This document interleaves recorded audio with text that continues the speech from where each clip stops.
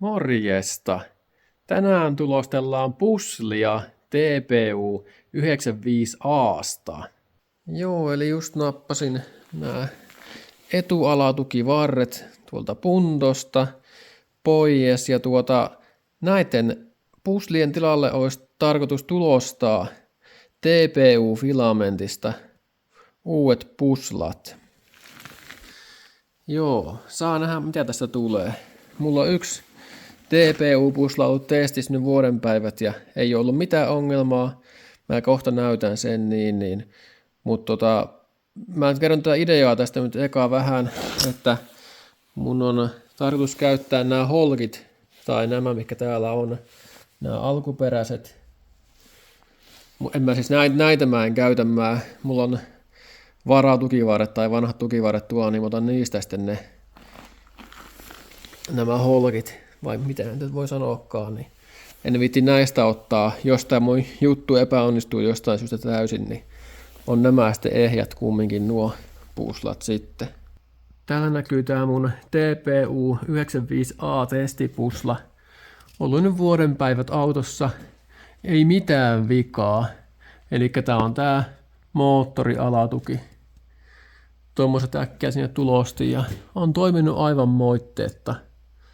Todella hyvät. Ja tää on tosiaan täyteinen, eli täällä ei ole mitään ilmaa missään välissä. Eli tää on täyttä TPUta.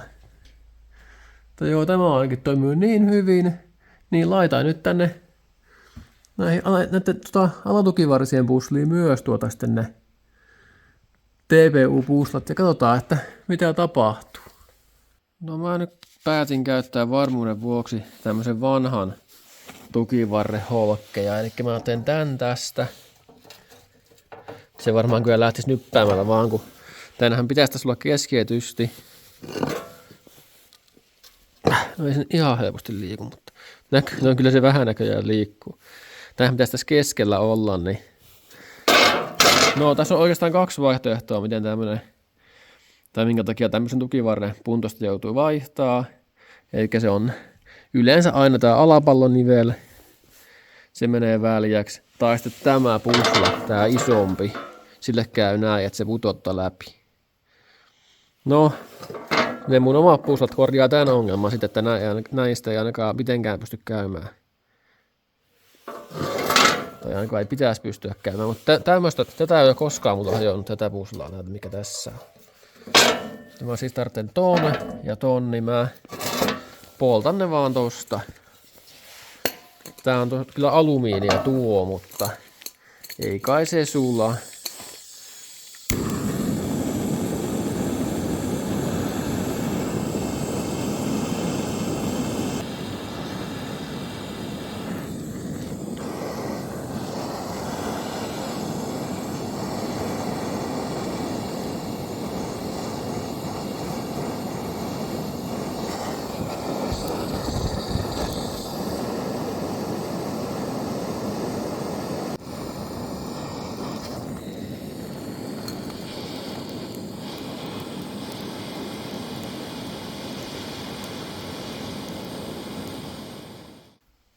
Joo, ja tämmöiset siltä tuli. Eli mä vähän puhistan näitä ja otan mitat ja tulostaa näille puslat sitten. Tässä on tämmönen isompi tää toinen pää, niin mä varmaan rälläkällä vetäsen tästä tasaiseksi, niin ei tuo ainakaan sen kanssa sitten mitään ongelmaa. Saa sitten molemmilta puolilta vetästyä ne, tai pitää tehdä kaksi osaa sitä puslasta, niin se on helpompi työntää eri päistä kuin samasta päästä molemmat sitten.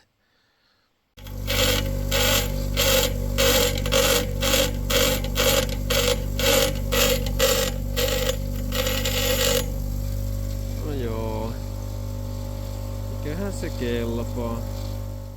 Napataan nämä puslat täältä nyt ehjänä irti. Jos tää mun juttu jotenkin epäonnistuu. Toivottavasti ei. Noin lähtee helposti.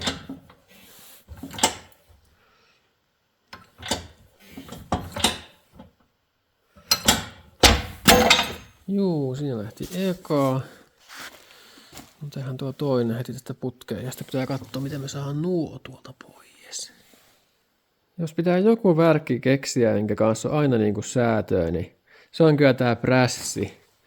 Taas tämmöiset kauheat patentit piti keksiä. Joo. Ja lähteekö tää edes täältä? Eikä se lähtee. Ehkä. Kauheat patentit aina. Semmoista 4 tonnia enimmillään tuolla näyttänyt,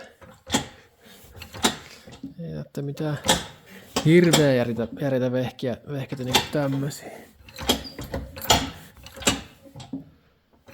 Ja sais kyllä varmaan ihan tuolla viilapenkilläkin. No, mut käytetään tätä, kun tämmönen on joskus tullut ostettua. Joo, nyt se tippukin sieltä jo. Yes.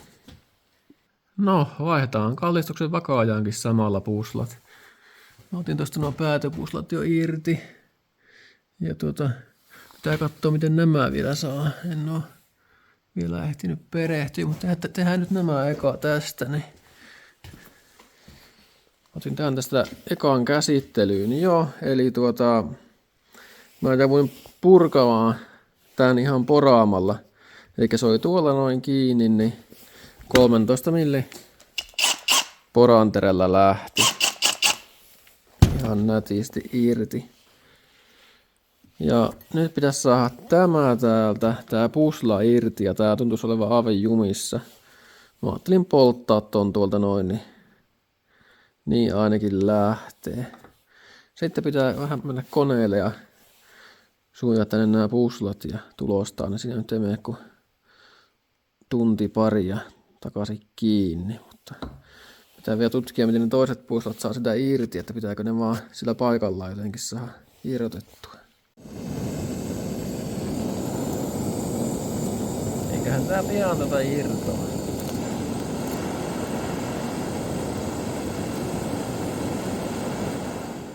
Joo, eli näillä sisemmillä puusilla oli sama homma justiin. Eli tätä niin kuin sisäpuolelta porattiin 13 millin poranterällä, niin lähti irti. Yes. Sitten vielä tää toinen puoli. Eli täältä sisäpuolta pitää porata. No niin, täällä on taas Orca-slicerissa.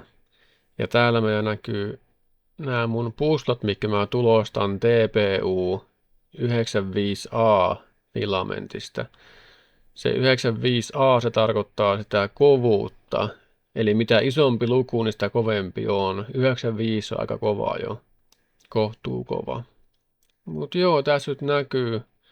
Eli tässä on se alatukivarren isompi pusla. Ja tässä on se pienempi pusla. Tai nämä on niinku puolikkaita.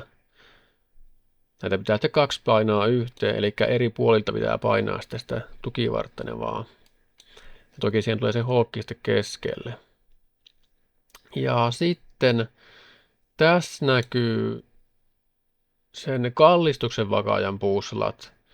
Tämä pienempi tulee sinne päätyy, eli siihen ei tarvitse halkiota ollenkaan.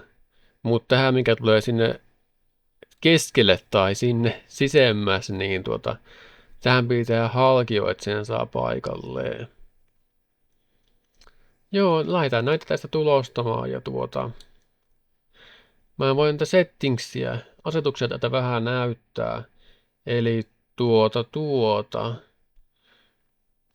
Täällä on tämmönen kuin Avoid Crossing Walls.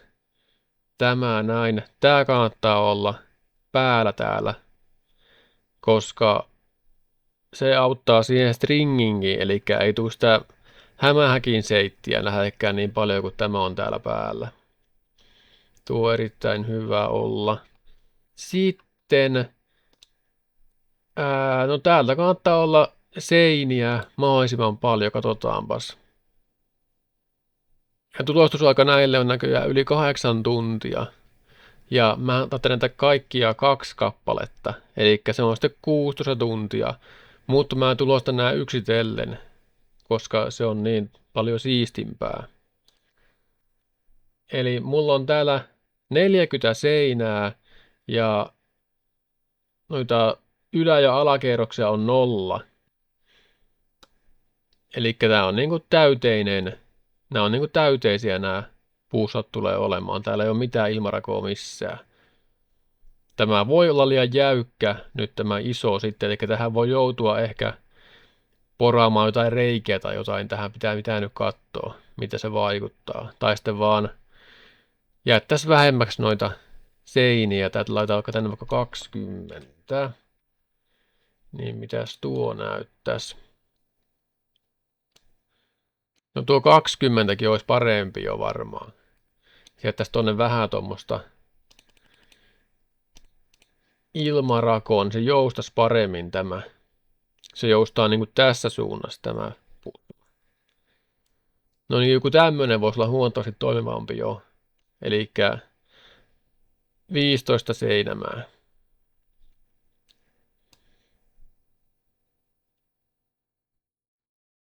Joku tuolla voisi olla tosi hyvä jo. Toki tähän pitää laittaa sitten, että tämä, ettei tänne jää ilmaa, niin tänne pitää jättää sitten laittaa näitäkin varmaan.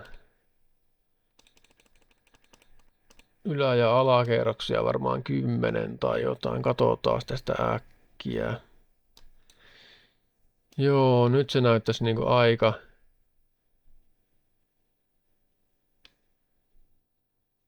aika järkevältä jo. Joku tommonen se pitäisi olla varmaan.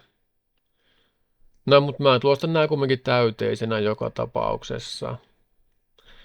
Ja eipä näistä nyt mitään ihmeempää.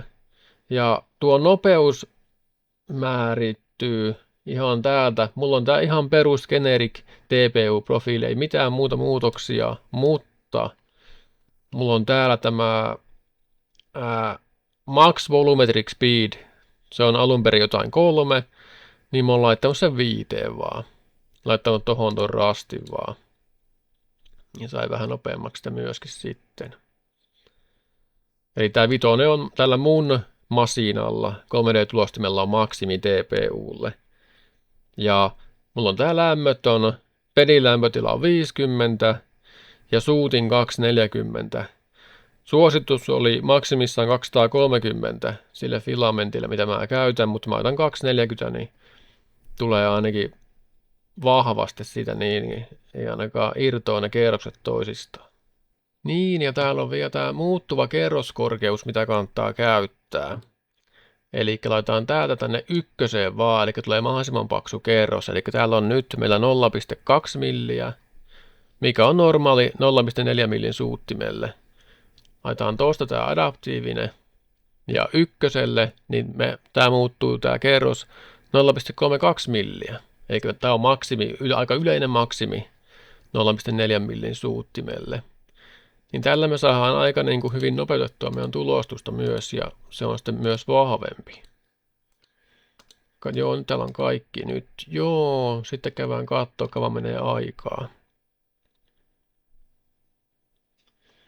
7 tuntia 48 minuuttia, eli tuli nopeammaksi tämä näin tulostus ja vahvemmaksi. Eli tätä kannattaa kyllä käyttää.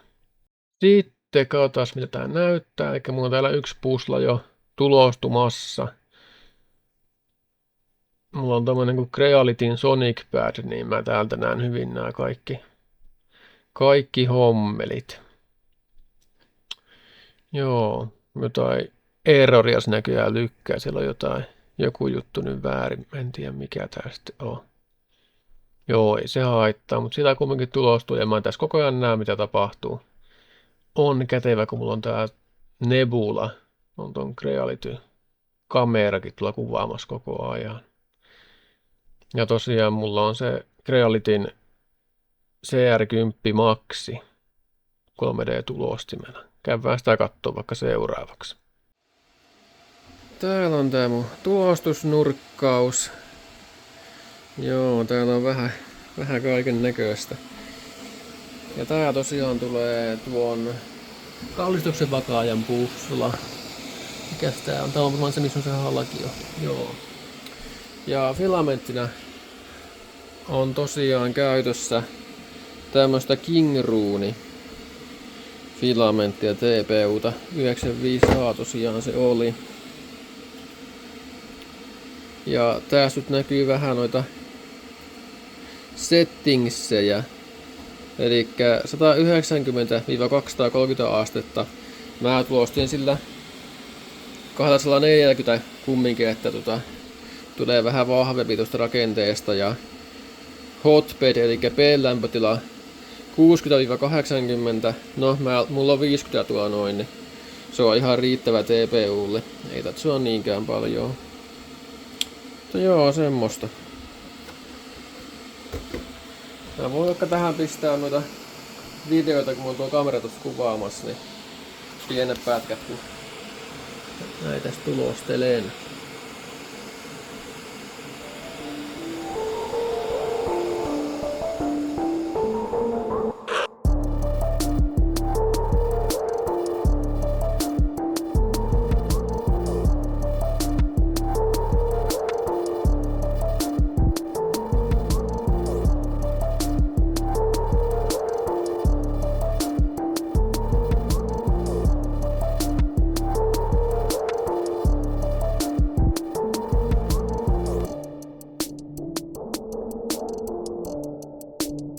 No niin, siinä meillä olisi eka potilas. Eli tässä on tää holkkipalikka.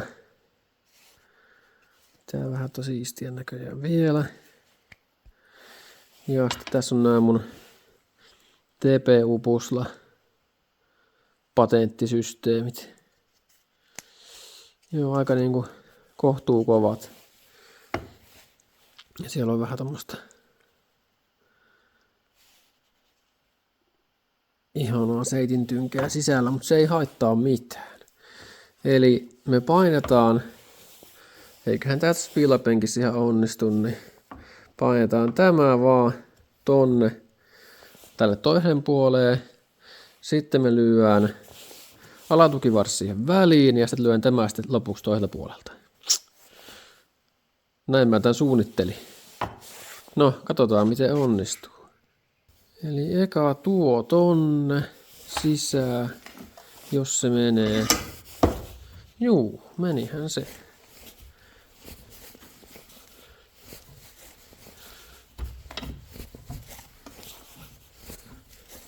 On joku millin pienempi tuo reikä, mitä tää holkki.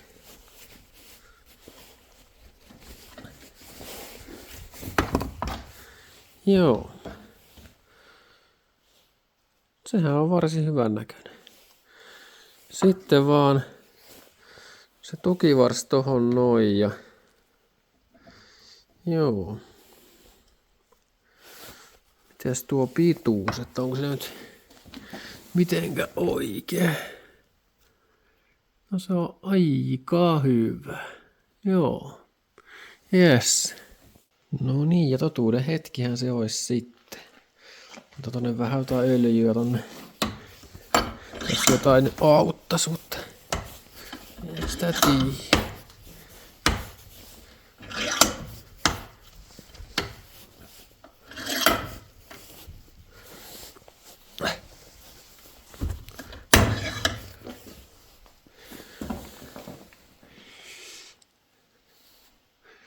Joo, ylhäältä meni, mutta alhaalta ei. Pitää vähän tehdä hienosäätöä. Se koko ajan menee.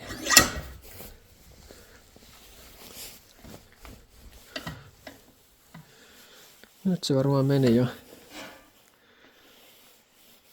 sinne holkkiin asti, kun ei mene enempää.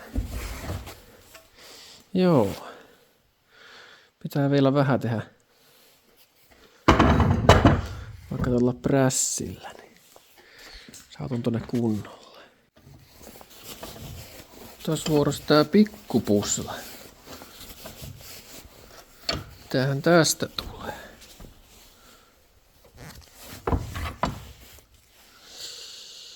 Joo, se ainakin meni hyvin. Sitten pitäisi vielä saada tämän tonne. Mitenkäs se onnistuu? Toivottavasti helposti. Kokeillaan nyt näin samalla tyylillä, että tästä eka tää toinen puoli ja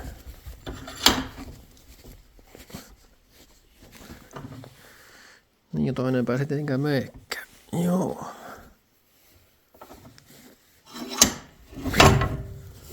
Sitten toinen puoli tonne.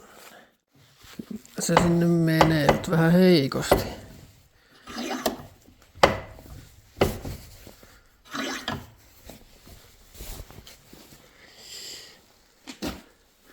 Se taitaa sinne mennä.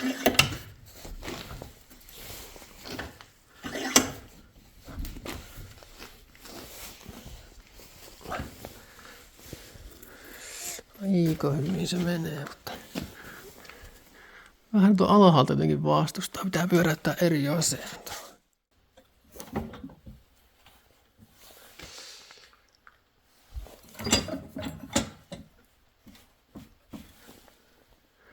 Se on siellä.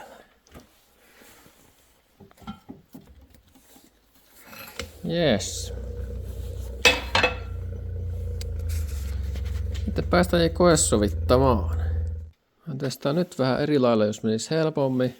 Eikö mä pistin nuo puslat eka. Ja nyt vasta tuon holkin tonne. Tässä olisiko näin tää menee helpommin vai meneekö se huonommin? Ainakin vetää vähän vinoon näköjään.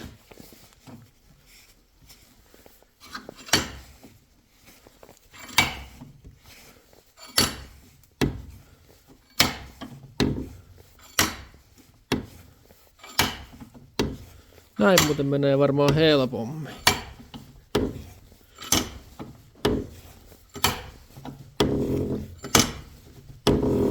Joo, menee huomattavasti helpommin näköjään näin.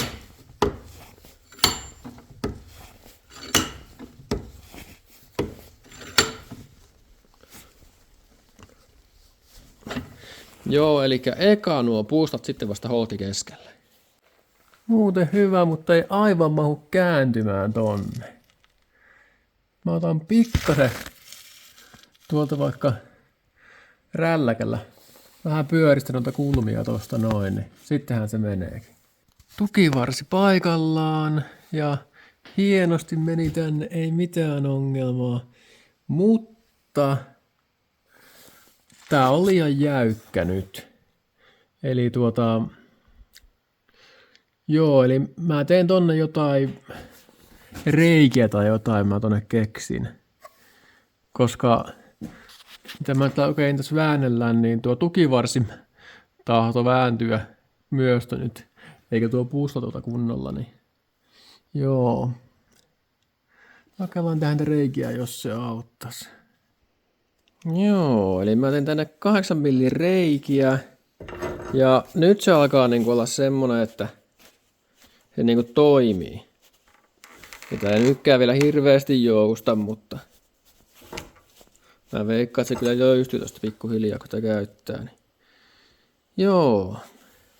Tää on vielä noin puolet löysempi tämä alkuperäinen. Tai ainakin puolet löysempi.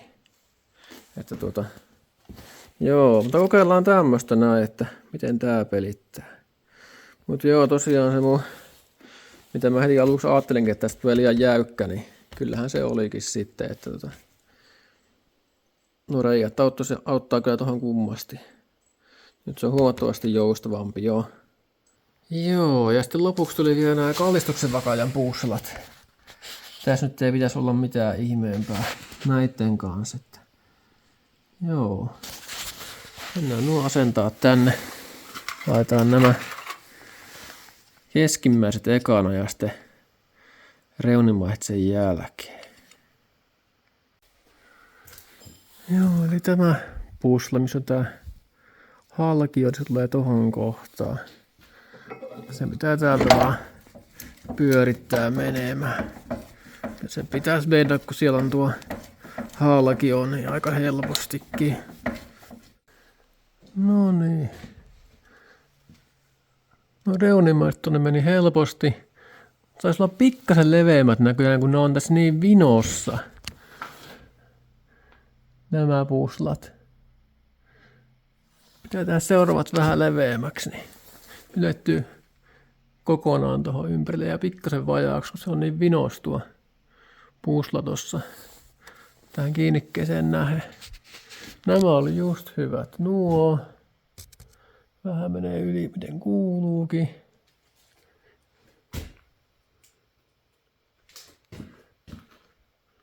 Erittäin hyvä. Sitten tämäkin saisi olla leveämpi tämäkin reuna tässä. Niin kuin, en tiedä, ei sitä varmaan näe tästä, mutta se on ihan millin vajaa tuolta. Yes. Nyt olisi siinä. Pitää kyllä kiristää nuo alatukivarren pultit, niin sitten päästäisiin laskemaan tätä alaspäin. Miltä tää vaikuttaa. No joo, auto olisi läjässä. Eiköhän lähetä testiajolle. No niin, nyt on taas testiajolla. Ja no eipä tässä juuri hirveästi ole eroa, että ehkä tää täryyttää pikkusen enemmän tää auto. Tai on semmosia niinku jotain värinöitä tai semmosia. Mut muuten en kyllä huomaa niinku käytännössä niinku minkäänlaista eroa. Ainakaan niinku näin matkavauhissa. Kun oikein hiljaa meni, niin kuului semmosia jotain narinoja tai jotakin semmosia uusia ääniä, mitä ennen ei oo kuulunut. Mut sekin olisi varmaan niistäkin päässyt eroon, kun olisi käyttänyt jotain rasvaa siinä asennuksessa, jotain vaseliinia tai jotakin. Olisi varmaan kannattanut laittaakin jotain vaseliinia sinne väliin, niin asettuis kohilleen paremmin nuo puuslat sun muuta. Mut joo, ihan toimivalta vaikuttaa ja ei ainakaan niinku mitään hirveitä haittapuolia vielä ole ilmennyt tässä vaiheessa. No joo, kyllä tässä nyt on pakko myöntää, että tää on niin kuin jämerämmän tuntunen nyt ajaa kuin mitä aikaisemmin. Just niin kuin näin kallistelee, niin tuntuu jotenkin niin kuin jämäkämmältä tää jotenkin, tää koko auto. No, mut se kyllä on ihan ymmärrettävääkin, kun ne uudet puuslat niin paljon jäykemmät. Jotenkin niin kuin on jotenkin niin kuin eri tuntunen. En mä tiedä, onko se parempi asia, mutta no kai se on. Semmoinen niin kuin jämerämmän tuntunen. Sitten pienessä nopeudessa kuuluu semmoista narinaa tai semmoista. Voitte nyt laittaa sitä jotain vaseliinia tai jotain sinne vaan asennusvaiheessa. Vähän käytin jotain perusöljyä, jotain mitä olikaan. Mutta joo, ihan toimivalta vaikuttaa. Ei tämmöisessä pienessä nopeudessa kuuluu tämmöistä narinaa tai tämmöistä.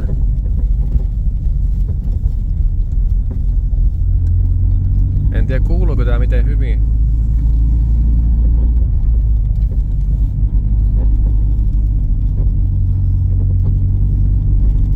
Tämmöstä ei ennen kuulunut oikeastaan ollenkaan.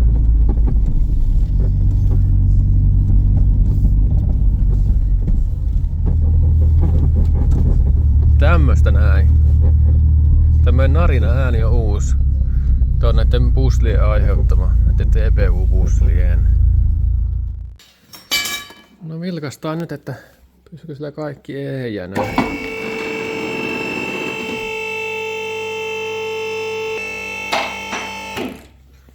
Käydään katsomassa.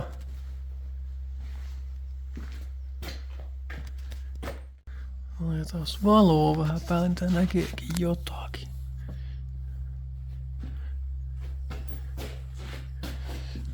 Tuo on vähän irronnut tuolta. Mutta nämä nyt ei ollutkaan ihan niinku täydellisesti tuossa nämä reunimmaiset. Tänne pitää tehdä vähän leveämmät näistä vaan.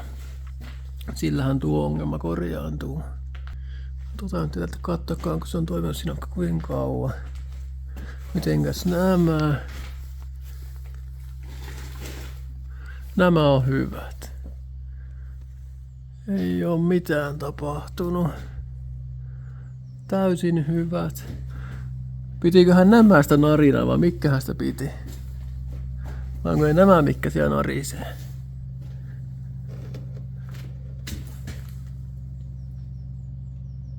Nuo näyttää ihan normaaleilta.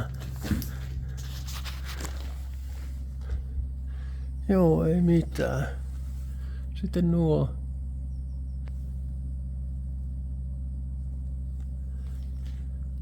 Ei mitään. Joo, hyvä. Josta mä vähän rälläköin vaan. Sen takia. Mutta on vähän noussut tämä. Ehkä ihan vähän. Joo. Ei mitään suurempaa damagea tullut. Näistä pitää tehdä vähän leveämmät näistä päätypuslista näköjään.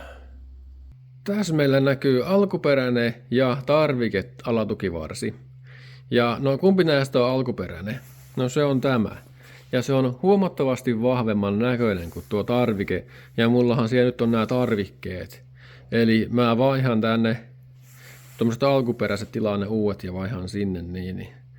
Koska jollakin on ollut polyuretaanipuslien kanssa sitä ongelmaa, että on mennyt vanha tukivarsi poikki. No mä en tosiaankaan kyllä suosittele pistää vanhaan tukivarteen uusia puslia, että kannattaa olla mieluummin uusi. Joo, ja mieluummin tämmönen vahvempi, ettei ainakaan sitä ongelmaa tuu. Koska nuo uretaanipuslat, polyuretaanipuslat, niin nehän on löysemmät vielä kuin nuo mun TPU-puslat, mitkä mä tuonne laitoin. Niin joo, tosiaan mä tommoset tilaan sinne ja teen niihin pusliin vähän muutoksia ja sitten vaihan ne näihin näin. Jos haluatte nähdä sitä videota, niin pistäkää kommenttia. No joo, eli kyllä tästä voidaan todeta jo, että nuo TPU-puslat toimii. Ja onhan tämäkin tällä vuoden jo ollut, tämä pusla, että sillä ei ole käynyt yhtään mitään. Joo, mutta mä en auta mun kestotestiä nyt tällä kokoonpanolla. Mä tilaan ne paremmat tukivarret seuraavaksi ja sitten mä teen niihin pusliin vähän muutoksia. Sitten mä tulostan uudet. Kaikki tarvittavat. Varmaan kaikki tulostaa suoraan uutta. Vähän niin kuin paremmilla mitoilla. Ja näin poispäin. Mä pistän ne valmiit jutut. Mä pistän tähän vaikka näkymiin, jos mä ne kerkeen tekemään nytte. Ennen kuin tämä video julkaistaan. Niin mä pistän ne sinne Kults 3D, missä mulla on kaikki nämä mun 3D-hommat. Mitä mä nyt oikein tehnytkään. Ja nämä tulee kaikki kanssa sitten sinne niin. Mä pistän senkin tonne video alle descriptioniin. Linkin sinne, jos joku tämmösiä haluaa tämmöisen autoon laittaa. Mun oli tarkoitus kuvaa tästä huomattavasti pisempi video, mutta mulla tällä kertaa ei vaan aikaa kerta kaikkiaan ollut. Mutta jos haluatte nähdä näistä lisää videota, niin pistäkää kommenttia. Mutta ei tällä kertaa nyt tämän enempää. Morjens!